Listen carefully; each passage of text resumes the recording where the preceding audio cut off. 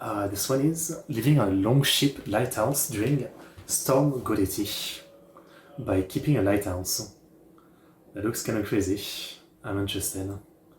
Reminds me that on my movie poll on Patreon, I've had the movie The Lighthouse multiple times, the one where the Fortnite meme come from, and I still haven't watched it because every time it was almost winning, so I had already made a thumbnail for it, but then something else actually won, and so I never actually watched it. Oh, misclick.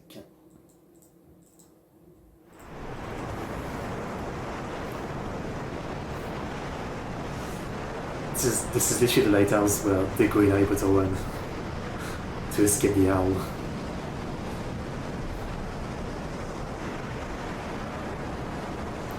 I like how it says no TikTok, no Facebook, yeah. Fair enough. Fair enough. Just over a mile off the most westerly point in England sits one of Britain's most exposed lighthouses. The original structure was built in the late 1700s, and it only stood at 12 metres high, which meant it didn't take much for its light to be obscured by rough seas. In 1873, a much taller tower was constructed, this time standing at 35 metres high, and even with this height difference, waves would still regularly crash right over the top. The addition of the helipad in 1974 meant that access on and off station was greatly improved. Shortly after, in 1988, Longships was fully automated, which sadly meant that the permanent keepers were withdrawn. After automation, Longships was monitored remotely at a nearby station via telemetry link. However, these days, all of the stations that I work at are monitored 24/7 at the operational HQ up in Harwich.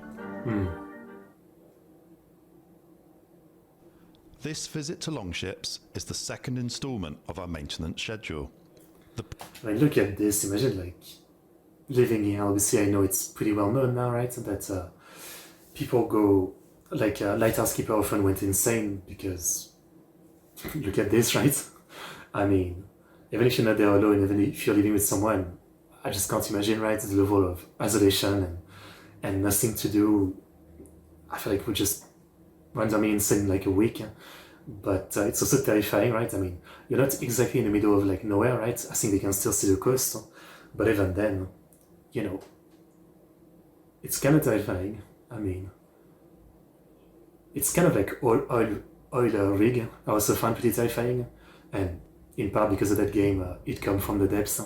But yeah, like this kind of structure, human structure, like stuck in the middle of the ocean, at the mercy of the weather and all that, is just kind of terrifying. Previous visit, which was 6 months prior to this one, was a full inspection of the lighthouse. This then generates work for the second visit, which can be anything from replacing a door closer on a fire door, calibrating electronic components that are slightly out of specification, or even, if you're really lucky, unclogging the macerator for the toilet with your hands. But fear not, as I did not have my camera with me for that part. One of the main jobs we had to do on this visit was replace the pyrogen canisters for the fire suppression system in the engine room. The unit on the right is the old pyrogen mag canister that was due to expire. The unit above that is the replacement fire suppression generator that we had prepared earlier. Once the expired pyrogen units have been removed, only I don't stream any of the game anymore, yeah. We can then start wiring in the new system. It is then ready for commissioning. With the suppression units disconnected, we simulate a fire by activating 2 heat sensors in series with heat guns.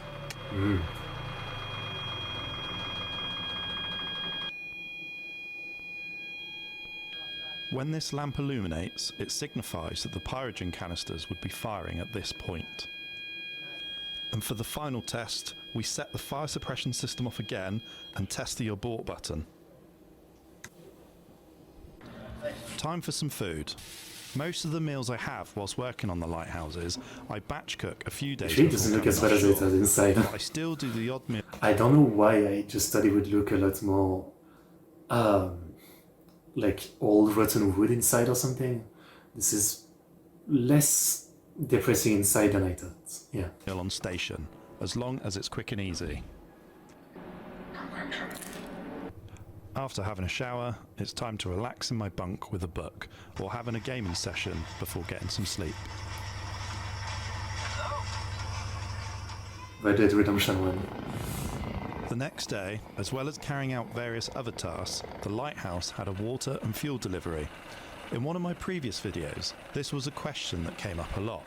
How is the fresh water and fuel delivered? Well, hopefully this will answer your question. Regarding the water, a lot of people wondered if it was rain catchment or desalinization via reverse osmosis. Most towers get absolutely caked with bird leavings and fish remains, so water catchment would probably be a bit tangy. Desalinization has been looked into, but for the amount of use it would get compared to the installation and maintenance costs, it wouldn't really be worth it. With most stations having large water tanks installed, the current setup requires hardly any maintenance at all. Once all of the bags have been dropped off, we connect them to the Lighthouse, give it a few pumps, and then let gravity do the rest. Okay. Each bag holds approximately 400 litres of water. When it's drained down, it goes into a storage tank in the very bottom of the Lighthouse. Then when it's required... That's so... I mean, this is really like an optimized place, I assume, right? You don't even have to move the bag. You just connect it and it just pumps down like that, yeah? It's so much smoother of an experience than I would think. It goes through a series of filters and a UV system to make sure it's safe. As part of our inspections, the water is also tested. Now that the station is topped up, we make up a cargo net with the empty bags inside. The helicopter then comes and picks them up and returns to base. We are now on our own until we're due to be picked up in 10 days' time. At the same time, isn't it really expensive to deliver something by helicopter? I mean, maybe the other water desalination system was way more expensive, I don't actually know. After the water replan, it was time for lunch and a cup of tea.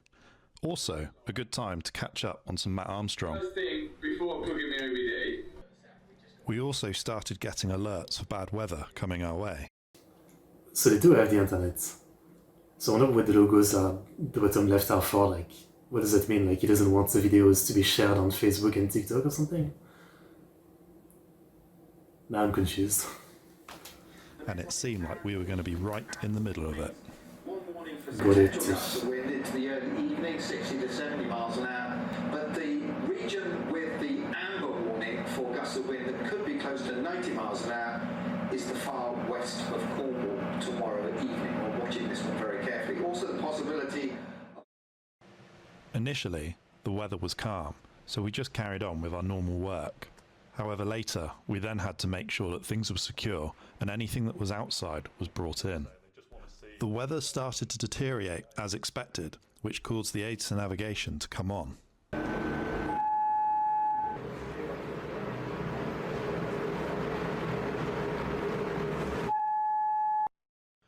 The wind quickly started to pick up, which also caused the sea state to increase. The storm wasn't due to reach its peak until 8 PM, which is a bit of a shame as it'll be dark by then. I took the opportunity during a tea break to watch the weather from the lantern room.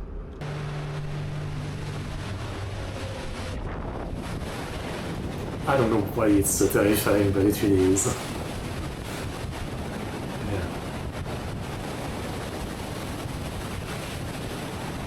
Clearly, like this, you know, Lighthouse has been standing for like 200-300 years or something, right? So it's fine, but man, there's still something about it, you know, that feels like it would be hard to ever be, like, feel safe or something, right? So I always remember I watched a video once about rogue waves, and there was a case of like some lighthouse that was totally swept away by this kind of like massive rogue wave that was so tall that they literally like just swept away a lighthouse that was already like fairly high on the ground. So, you know, just the idea of it is so terrifying.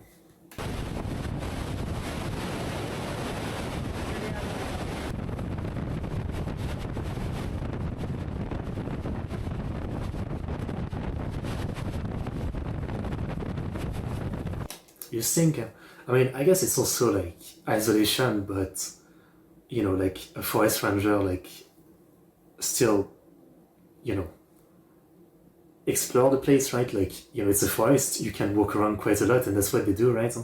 They help tourists, they go investigate fire. So it's not the same, right? Because here, like, literally they cannot move from like this structure. I think it's kind of different, yeah. I'm sure everybody know the game, but if you've never played the game Firewatch, check it out. I'm almost at the very top of the lighthouse, and although the waves don't look it from here, some of them started coming over the top.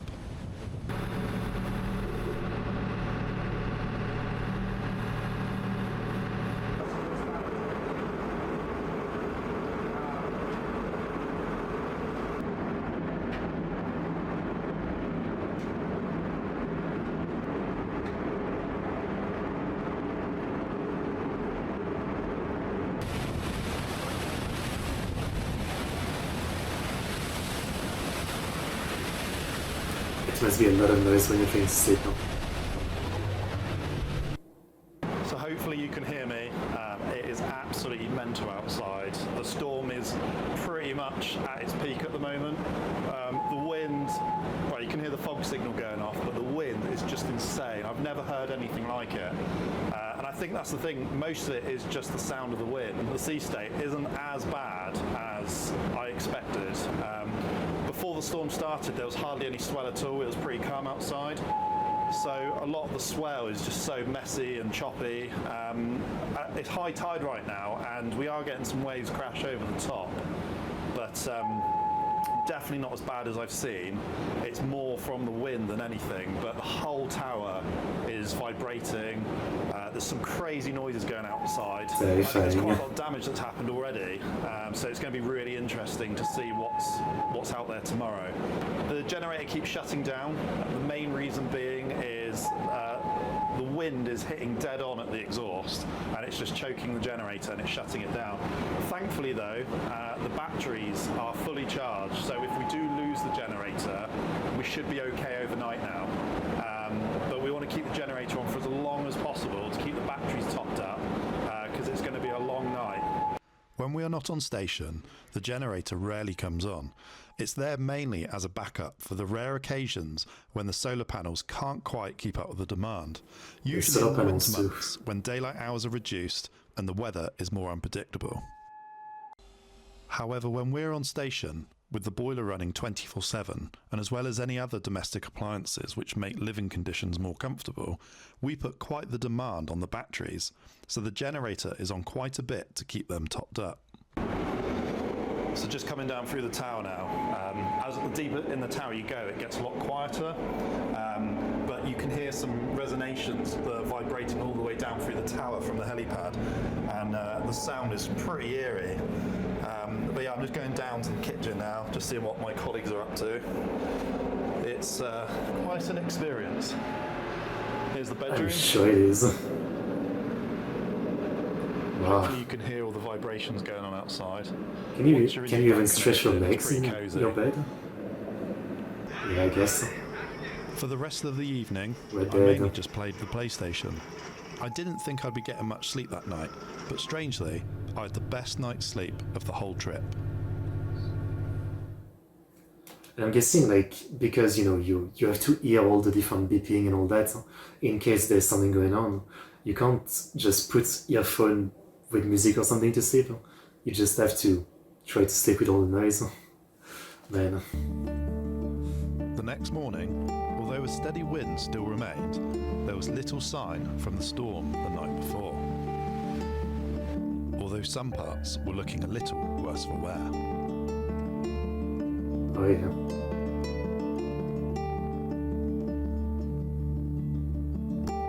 Surprisingly, there was nowhere near as much damage as I expected. One helipad section was also punched out by a wave.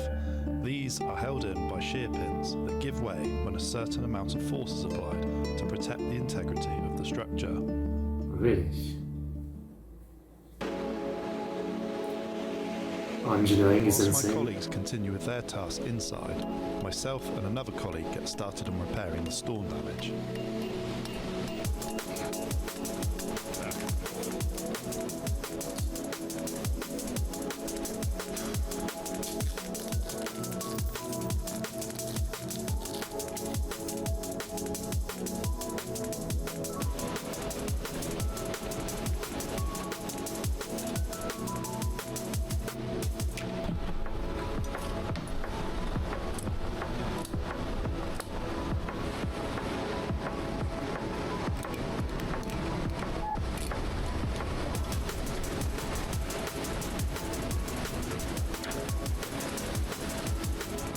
This is like double fear for me, like thalassophobia and fear of height.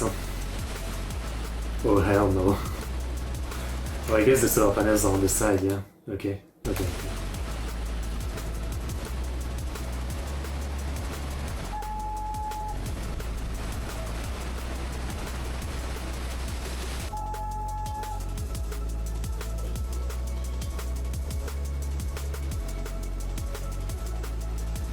I'd still choose an oil rig over like a lighthouse if I have to choose one of the two.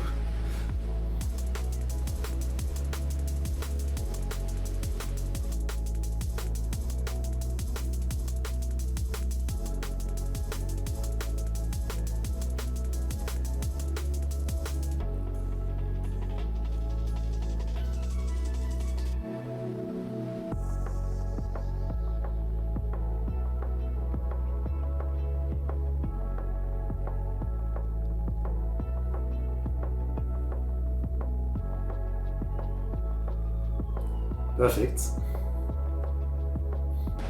It spins. Right, there we go. After replacing all of the damaged components, we were summoned to the kitchen as our resident celebrity chef had cooked us a roast in the world's smallest oven. Food is a massive part of our routine. It's an instant pick-me-up after a day's work, and it's even better when someone is kind enough to cook it for you. Living in such close proximity with your colleagues for 12 days can be challenging at times, but it's important in this role to get on with them and be adaptable to different personalities. We're just like a dysfunctional family, really. I can't imagine if you're doing this and you have one person you don't like. I mean, in such a small place, I can tell you living with someone that you don't like is pretty taxing.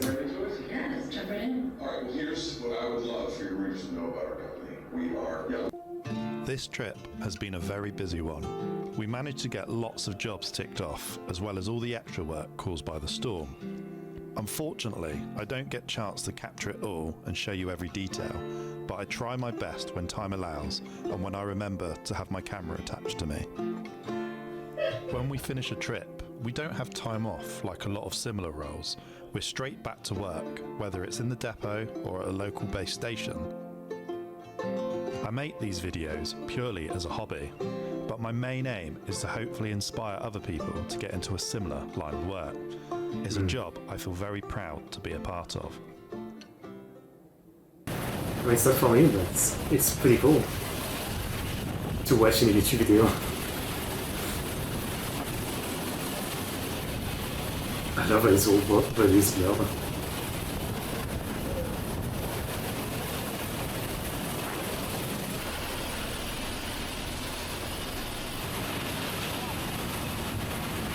And this makes me want to learn more about like the way they used to do it, because this has a lot of modern stuff, right?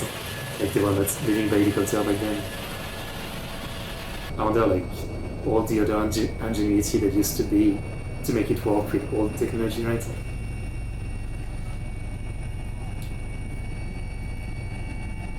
I need to find some videos about lighthouses, yeah.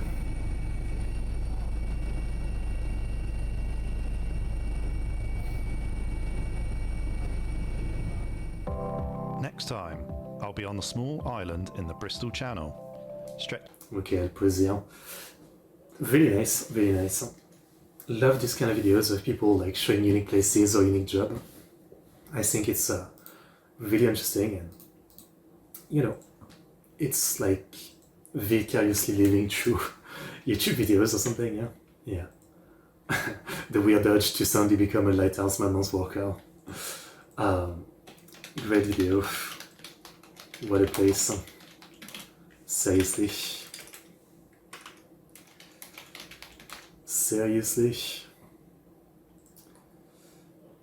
I wonder if like someone has made like a sim simulator, like lighthouse worker simulator.